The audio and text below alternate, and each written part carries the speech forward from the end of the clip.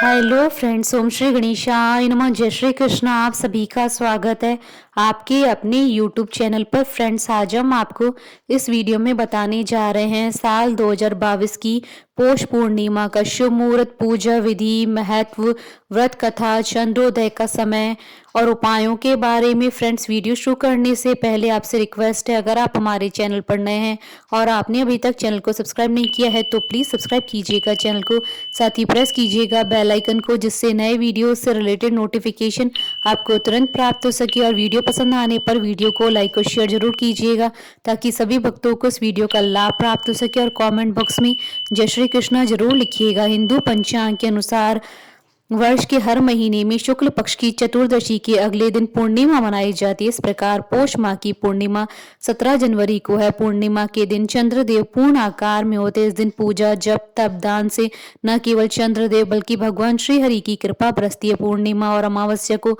पूजा दान करने से व्यक्ति की समस्त पाप नष्ट हो जाते हैं। सनातन धर्म में पूर्णिमा के दिन पूर्णिमा व्रत और सत्यनारायण पूजा का विधान है। इस दिन साधक पवित्र नदियों में स्नान कर तिल तर्पण करते हैं। इससे पितरों को मोक्ष मिलता है। मान्यता के अनुसार पौष पूर्णिमा के दिन दान, स्नान और सूर्य देव को अर्घ्य देने का विशेष महत्व बताया गया है। मान्यता है कि पौष मास में समय से किए जाने वाले धार्मिक कर्मकांड की पूर्णता पूर्णिमा के दिन स्नान करने से सार्थक हो जाती है। पौष पूर्णिमा के दिन काशी, प्रयागराज और हरिद्वार में गंगा स्नान का बड़ा महत्व होता है। मान्यता के अनुसार पौष मास सूर्य देव का मास कहा जाता है। इस मास में सूर्य देव की आराधना करने से मनुष्य को मोक्ष की प्राप्ति होती है। इसलिए पौष पूर्णिमा के दिन पवित्र नदियों में स्नान और सूर्य देव को अर्घ्य देने की परंपरा है। क्योंकि पौष का महीना सूर्यदेव का महीना होता है, पूर्णिमा चंद्रमा की तिथि होती है, अतः सूर्य और चंद्रमा का यह अद्भुत संगम पौष पूर्णिमा तिथि को ही होता है। इस दिन सूर्य और चंद्रमा दोनों के पूजन से मनोकामनाएं पूर्ण होती है, जीवन में आने वाली बाधाएं दूर हो जाती है। मान्यता है कि माघ माह के स्नान का संकल्प पौष पूर्णिमा को ही लेना चाहिए। फ्रेंड्स, अब आइए जानते हैं पूर्णिमा के शुभ मुहूर्त के बारे में। हिंदू पंचांग के अनुसार इस बार पौष पूर्णिमा 17 जनवरी 2022 सोमवार के दिन है। पूर्णिमा तिथि प्रारंभ होगी 17 जनवरी 2022 को सुबह 3:18 पर और पूर्णिमा तिथि का समापन होगा 18 जनवरी 2022 को सुबह 5:17 पर। चंद्रोदय का समय रहेगा 17 जनवरी 2022 को शाम 5:20 पर। फ्रेंड्स, अब आइए जानते हैं पौष पूर्णिमा की पूजन विधि के बारे में। इस दिन ब्रह्म वेला में उठें और घर की साफ सफाई करें। इस दिन पवित्र नदियों में स्नान करने का विशेष महत्व होता है, किंतु कोरोना वायरस की महामारी के चलते पवित्र नदियों में स्नान करना संभव नहीं है। ऐसे में घर पर ही गंगा जल युक्त पानी से स्नान ध्यान कर सर्वप्रथम भगवान भास्कर को ओम नमो नारायण मंत्र का जाप करते हुए अर्घ्य दे। घर के मंदिर में भगवान श्री कृष्ण की मूर्ति या तस्वीर के सामने आपको दीपक जलाना चाहिए। भगवान को नैवेद्य फल अर्पित करें। भगवान की विधि पूर्वक पूजा अर्चना करें। भगवान सत्यनारायण की कथा सुने या खुद पढ़ें। भगवान सत्यनारायण की कथा के पश्चात आरती करें। भगवान की आरती उतारने के बाद चंद्रमा की पूजा करें। पौष पूर्णिमा के दिन दान करने का विशेष महत्व होता है। आप अपनी सामर्थ्य के अनुसार दान करें। आप दान में तिल, गुड़, कंबल या ऊनी वस्त्र दान कर सकते हैं। पूर्णिमा के दिन किसी जरूरतमंद व्यक्ति या ब्राह्मण को भोजन कराकर दान दक्षिणा देनी चाहिए। पौष पूर्णिमा व्रत कथा। श्री कृष्ण जी एक दिन अपनी माता से कहने लगे कि इस भूमंडल पर एक अत्यंत प्रसिद्ध राजा चंद्रहास से पालित अनेक प्रकार के रत्नों से परिपूर्ण कार्तिका नाम की एक नगरी थी। वहां पर धनेश्वर नाम का एक ब्राह्मण था और उसकी स्त्री अति सुशीला रूपवती थी। दोनों ही उस नगरी में बड़े प्रेम के साथ रहा करते थे। घर में धन धान्य आदि की कमी नहीं थी। उनको एक बड़ा दुख था कि उनकी कोई संतान नहीं थी। इस दुख से वह अत्यंत दुखी रहा करते थे। एक समय एक बड़ा तपस्वी योगी उस नगरी में आया। वह योगी उस ब्राह्मण के घर को छोड़कर अन्य सब घरों से भिक्षा लाकर भोजन किया करता था। रूपवती से वह भिक्षा नहीं लिया करता था। उस योगी ने एक दिन रूपवती से भिक्षा न लेकर किसी अन्य घर से भिक्षा लेकर गंगा किनारे जाकर भिक्षान को प्रेम पूर्वक खा रहा था कि धनेश्वर ने योगी का यह सब कार्य किसी प्रकार से देख लिया। अपनी भिक्षा के अनादर से दुखी होकर धनेश्वर योगी से बोला, महात्मन, आप सब घरों से भिक्षा लेते हैं परंतु मेरे घर की भिक्षा कभी नहीं लेते हैं, इसका क्या कारण है? योगी ने कहा कि निसंतान के घर की भीख पतितों के अन्न के तुल्य होती है और जो पतितों का अन्न खाता है वह भी पतित हो जाता है। चूंकि तुम निसंतान हो अतः पतित हो जाने के भय से मैं तुम्हारे घर की भिक्षा नहीं लेता हूँ। धनेश्वर यह बात सुनकर अपने मन में बहुत दुखी हुआ और हाथ जोड़कर योगी के पैरों पर गिर पड़ा तथा आतर भाव से कहने लगा कि हे महाराज, यदि ऐसा है तो आप मुझको पुत्र प्राप्ति का उपाय बताइए। आप सर्वज्ञ हैं, मुझ पर अवश्य ही कृपा कीजिए। धन की मेरे घर में कोई कमी नहीं है, परंतु मैं पुत्र न होने के कारण अत्यंत दुखी हूँ। आप मेरे इस दुख का हरण करें, आप सामर्थ्यवान हैं। यह सुनकर योगी कहने लगे कि हे ब्राह्मण, तुम माँ भवानी की आराधना करो। घर आकर उसने अपनी स्त्री से सब वृतांत कहा और स्वयं तप के निमित्त वन में चला गया। वन में जाकर उसने माँ भवानी की उपासना की और उपवास किया। माँ ने 16वें दिन उसको स्वप्न में दर्शन दिया और कहा, हे धनेश्वर, जा तेरे पुत्र होगा, परंतु वह 16 वर्ष की आयु में ही मृत्यु को प्राप्त हो जाएगा। यदि तुम दोनों स्त्री पुरुष 32 पूर्णमासियों का व्रत विधि पूर्वक करोगे तो वह दीर्घायु होगा। जितनी तुम्हारी सामर्थ्य हो आटे के दिए बनाकर शिव जी का पूजन करना, परंतु पूर्णमासी को 32 हो जाने चाहिए। प्रातः काल होने पर इस स्थान के समीप ही तुम्हें एक आम का वृक्ष दिखाई देगा। उस पर तुम चढ़कर एक फल तोड़कर शीघ्र अपने घर चले जाना। अपनी स्त्री से सब वृतांत कहना। ऋतु स्नान के पश्चात वह स्वच्छ होकर श्री शंकर जी का ध्यान करके उस फल को खा लेगी। तब शंकर भगवान की कृपा से उसको गर्भ हो जाएगा। जब वह ब्राह्मण प्रातः काल उठा तो उसने उस स्थान के पास ही एक आम का वृक्ष देखा जिस पर एक अत्यंत सुंदर आम का फल लगा हुआ था। उस ब्राह्मण ने उस आम के वृक्ष पर चढ़कर उस फल को तोड़ने का प्रयत्न किया, परंतु वृक्ष पर कई बार प्रयत्न करने पर भी वह चढ़ न पाया। तब तो उस ब्राह्मण को बहुत चिंता हुई और विघ्न विनाशक श्री गणेश जी की वंदना करने लगा। हे दयानिधि, अपने भक्तों की विघ्नों का नाश करके उनके मंगल कार्य को करने वाले, दुष्टों का नाश करने वाले, रिद्धि सिद्धि के देने वाले, आप मुझ पर कृपा करके इतना बल दे कि मैं अपने मनोरथ को पूर्ण कर सकूं। इस प्रकार गणेश जी की प्रार्थना करने पर उनकी कृपा से धनेश्वर वृक्ष पर चढ़ गया और उसने एक अति सुंदर आम का फल देखा। उसने विचार किया कि जो वरदान से फल मिला था वह यह है और कोई फल दिखाई नहीं देता। उस धनेश्वर ब्राह्मण ने जल्दी से उस फल को तोड़कर अपनी स्त्री को लाकर दिया और उसकी स्त्री ने अपने पति की कथना अनुसार उस फल को खा लिया और वह गर्भवती हो गई। देवी जी की असीम कृपा से उसे एक अत्यंत सुंदर पुत्र उत्पन्न हुआ जिसका नाम उन्होंने देवीदास रखा।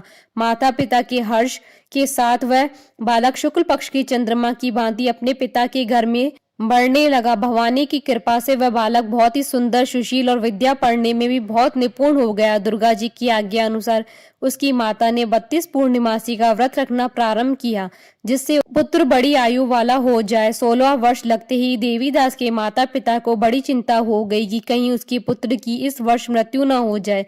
इसलिए उन्होंने अपने मन में विचार किया कि यदि यह दुर्घटना उनके सामने हो गई तो वह कैसे सहन करेंगे।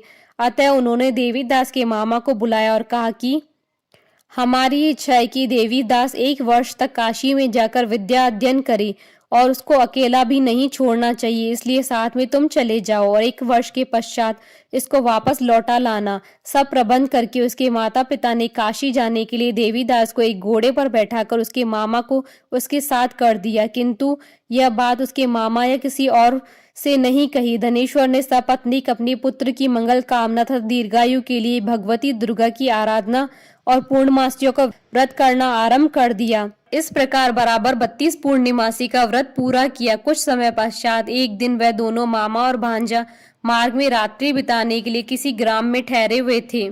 उस दिन उस गांव में एक ब्राह्मण की अत्यंत सुंदरी, सुशीला, विदुषी और गुणवती कन्या का विवाह होने वाला था। जिस धर्मशाला के अंदर वर और उसकी बारात ठहरी हुई थी उसी धर्मशाला में देवीदास और उसके मामा भी ठहरे हुए थे। संयोगवश कन्या को तेल आदि चढ़ाकर मंडप आदि का कृत्य किया गया तो लग्न के समय वर को धनुवार्थ हो गया। अतः वर के पिता ने अपने कुटुंबियों से परामर्श करके निश्चय किया कि यह देवीदास मेरे पुत्र जैसा ही सुंदर है, मैं इसके साथ ही लगन करा दूं और बाद में विवाह के अन्य कार्य मेरे लड़के के साथ हो जाएंगे। ऐसा सोचकर देवीदास के मामा से जाकर बोला कि तुम थोड़ी देर के लिए अपने भांजे को हमें दे दो जिससे विवाह के लग्न का सब कृत्य सुचारू रूप से हो सके। तब उसका मामा कहने लगा कि जो कुछ भी मधुपर्क आदि कन्यादान के समय वर को मिले वह सब हमें दे दिया जाए तो मेरा भांजा इस बारात का दूल्हा बन जाएगा। यह बात वर के पिता ने स्वीकार कर लेने पर उसने अपना भांजा वर बनने को भेज दिया और उसके साथ सब विवाह कार्य रात्रि में विधि पूर्वक संपन्न हो गया। पत्नी के साथ वह भोजन न कर सका और अपने मन में सोचने लगा कि न जाने यह स्त्री कौन होगी। वह एकांत में इसी में सोच में गर्म श्वास छोड़ने लगा तथा उसकी आंखों में आंसू भी आ गए। तब वधू ने पूछा कि क्या बात है, आप इतने उदासीन व दुखी क्यों हो रहे हैं। तब उसने सब बातें जो वर के पिता व उसके मामा में हुई थी उसको बतला दी। तब कन्या कहने लगी कि यह ब्रह्म विवाह के विपरीत हो कैसे सकता है। देव, ब्राह्मण और अग्नि के सामने मैंने आपको ही अपना पति बनाया, इसलिए आप ही मेरे पति हैं। मैं आपकी ही पत्नी रहूंगी, किसी अन्य की कदापि नहीं। तब देवीदास ने कहा, ऐसा मत करिए, क्योंकि मेरी आयु बहुत थोड़ी है। मेरे पश्चात आपकी क्या गति होगी, इन बातों को अच्छी तरह विचार लो। परंतु वह दृढ़ विचार वाली थी, बोली कि जो आपकी गति होगी वही मेरी गति होगी। हे स्वामी, आप उठिए और भोजन करिए, आप निश्चय ही भूखे होंगे। इसके बाद देवीदास और उसकी पत्नी दोनों ने भोजन किया तथा शेष रात्रि वह सोते रहे। प्रातःकाल देवीदास ने अपनी पत्नी को 3 नगों से जड़ी हुई एक अंगूठी दी, एक रुमाल दिया और बोला, हे प्रिय, इसे लो और संकेत समझकर स्थिरचित हो जाओ। मेरा मरण और जीवन जानने के लिए एक पुष्प वाटिका बना लो, उसमें सुगंधी वाली एक नव मल्लिका लगा लो, उसको प्रतिदिन जल से सींचा करो और आनंद के साथ खेलो कूदो और उत्सव मनाओ। जिस समय और जिस दिन मेरा प्राणांत होगा यह फूल सूख जाएंगे और जब ये फिर हरे हो जाएं तो जान लेना कि मैं जीवित हूँ। यह बात निश्चय करके समझ लेना, इसमें कोई संशय नहीं है। यह समझाकर वह चला गया। प्रातःकाल होते ही वहां पर गाजे बाजे बजने लगे और जिस समय विवाह की कार्य समाप्त करने के लिए वर तथा सब बाराती मंडप में आए तो कन्या ने वर को भली प्रकार से देखकर अपने पिता से कहा कि यह मेरा पति नहीं है, मेरा पति वही है जिसके साथ रात्रि में मेरा पाणी ग्रहण हुआ, इसके साथ मेरा विवाह नहीं हुआ है। यदि वह वही है तो बताए कि मैंने इसको क्या दिया। मधुपर्क और कन्यादान के समय जो मैंने आभूषण आदि दिए थे उन्हें दिखाया तथा रात में मैंने क्या गुप्त बातें कही थी वह सब सुनाए। पिता ने उसके कथनानुसार वर को बुलवाया। कन्या की यह सब बातें सुनकर वह कहने लगा कि मैं कुछ नहीं जानता। उसके पश्चात लज्जित होकर वह अपना सा मुंह लेकर चला गया और सारी बारात भी अपमानित होकर वहां से लौट गई। भगवान श्री कृष्ण बोले, हे माता, इस प्रकार देवीदास काशी में विद्या अध्ययन के लिए चला गया। जब कुछ समय बीत गया तो काल से प्रेरित होकर एक सर्प रात्रि के समय उसको डसने के लिए वहां पर आया। उस विषधर के प्रभाव से उसके शयन का स्थान चारों ओर से विष की ज्वाला से विषैला हो गया, परंतु व्रतराज के प्रभाव से उसको काटने न पाया, क्योंकि पहले से ही उसकी माता ने 32 पूर्णिमा का व्रत रखा था। उसके बाद मध्याह्न के समय स्वयं काल वहां पर आया और उसके शरीर से उसके प्राणों को निकालने का प्रयत्न करने लगा, जिससे वह मूर्छित होकर पृथ्वी पर गिर पड़ा। भगवान की कृपा से उसी समय पार्वती जी के साथ श्री शंकर जी वहां पर आ गए। उसको मूर्छित दशा में देखकर पार्वती जी ने भगवान शंकर से प्रार्थना की कि हे महाराज, इस बालक की माता ने पहले ही 32 पूर्णिमा का व्रत किया था, इसके प्रभाव से हे भगवान आप इसको प्राण दे। भवानी की कहने पर भक्त वत्सल भगवान श्री शिव जी ने उसको प्राण दान दे दिया। इस व्रत के प्रभाव से काल को भी पीछे हटना पड़ा और देवीदास स्वस्थ होकर बैठ गया। उधर उसकी स्त्री उसके काल की प्रतीक्षा किया करती थी। जब उसने देखा कि उस पुष्प वाटिका में पत्र पुष्प कुछ भी नहीं रहे तो उसको अत्यंत आश्चर्य हुआ। जब वह वैसे ही हरी भरी हो गई तो वह जान गई कि वह जीवित हो गए हैं। यह देखकर बहुत प्रसन्न मन से अपने पिता को कहने लगी कि पिताजी, मेरे पति जीवित हैं, आप उनको ढूंढिए। जब 16वां वर्ष व्यतीत हो गया तो देवीदास भी अपने मामा के साथ काशी से चल दिया। इधर उसे ससुर उसको ढूंढने के लिए अपने घर से जाने ही वाले थे कि वह दोनों मामा भांजा वहां पर आ गए और उनको आया देखकर उसके ससुर बड़ी प्रसन्नता के साथ अपने घर ले आया। उस समय नगर के निवासी वहां इकट्ठे हो गए और सबने निश्चय किया कि अवश्य ही इसी बालक के साथ इस कन्या का विवाह हुआ था। उस बालक को जब कन्या ने देखा तो पहचान लिया और कहा कि यह वही है जो संकेत करके गया था। उसके पश्चात सभी कहने लगे कि भला हुआ जो यह आ गया। सब नगरवासियों ने आनंद मनाया। श्री कृष्ण जी कहने लगे कि इस प्रकार धनेश्वर 32 पूर्णिमाओं के व्रत के प्रभाव से पुत्रवान हो गया और जो भी स्त्रियां इस व्रत को करती हैं वह जन्म जन्मांतर के वैधव्य का दुख नहीं भोगती हैं और सदैव सौभाग्यवती रहती है। यह मेरा वचन है, इसमें कोई संदेह नहीं है। यह व्रत पुत्र पौत्रों को देने वाला तथा संपूर्ण मनोकामनाओं को पूर्ण करने वाला है। 32 पूर्णिमाओं के व्रत करने से प्रति की सभी इच्छाएं भगवान शिव जी की कृपा से पूर्ण हो जाती हैं। बोलिए भगवान शंकर की जय, भगवान श्री कृष्ण की जय, सनातन धर्म की जय। हमारे साथ इस वीडियो में अंत तक बने रहने के लिए आपका धन्यवाद। ओम श्री गणेशाय नमः। जय श्री कृष्ण।